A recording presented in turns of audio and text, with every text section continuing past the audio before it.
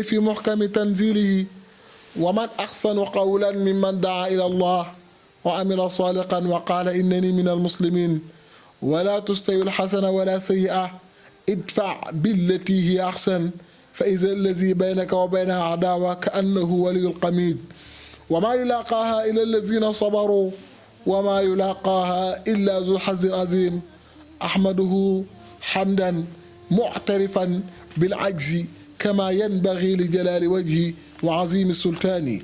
والصلاة والسلام على أشرف المرسلين سيدنا وحبيبنا وربيع قلوبنا مولانا محمد رسول الله صلى الله عليه وسلم mbokk jullit yi soppeek am di jàmm yi ñu ngi leen di nuyu di leen ziyaara ci weeru tëdd bi weeru barkeel bi weeru ngëneel bi weeru promotion bi lépp loo xamante ne yàlla diggée na ko ci weer bi yàlla bu ñu yàlla bu leen ci barke yéen ci yàlla Muhammad sallallahu alayhi wa sallam waaw mbokk yi nga xamante ne yéen a safoo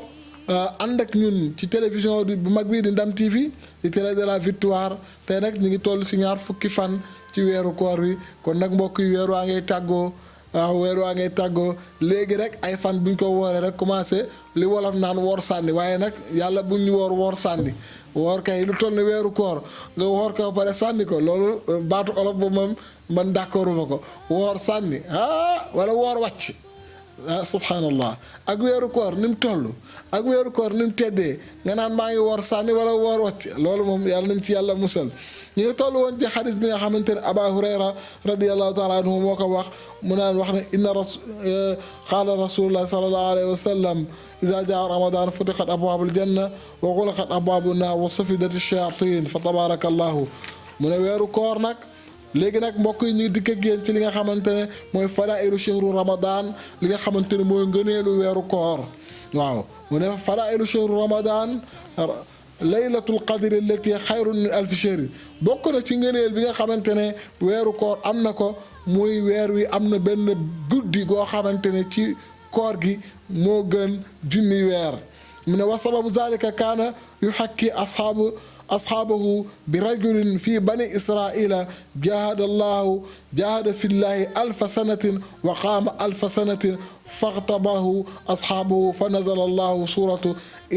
إلى قوله تعالى إنا أنزلناه في ليلة القدر وما أدراك ما ليلة القدر ليلة القدر خير من 1000 شهر تنزل الملائكة والروح فيها بإذن ربهم من كل أمر سلام هي حتى مطلع الفجر صدق الله العظيم mbokk yi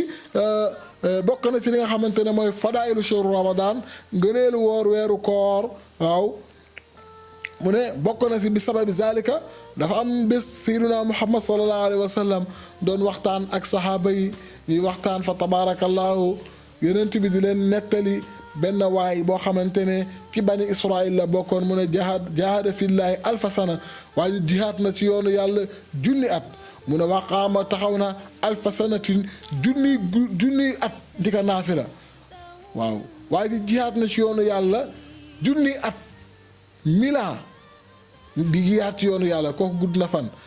waqaama mu daan fanaan di taxaw di naafila junni at waa ngi di ko naafila yonent bi muy wax ci waajooju saxaaba yi ñennat ki saxaaba yi doon ngéejewoo mel ni kooku kesaase rek fa nazala allahu yàlla wàcce li nga xamante ne mooy saar wi ila qawlihi taala laylatul qadri xayrun min alfi shahrin boo déggee ñu ne xayrun min alfi shahrin moo gën junni weer ñu ngi si jubli ci waajooju nekkoon ci banu Israël ndax yenent bi ni mu gënee yenent yi noonu la xeetam gënee xeet wi ndax kuntum xayra ummatin uxrijat linnaasi taamuruuna bilmaarufi waaye wa tanhawna anil munkar waaw nee na xeetu yonent bi sallallahu alayhi wa sallam imaam Bushayri waxoon na lama daa allahu daa'ina li taatihi bi akrami rusli kunna akramal umami waaw ne lama daa allahu keroog ma xamante ne yàlla woote na lama daa allahu daa'ina li taatihi bi akrami rusli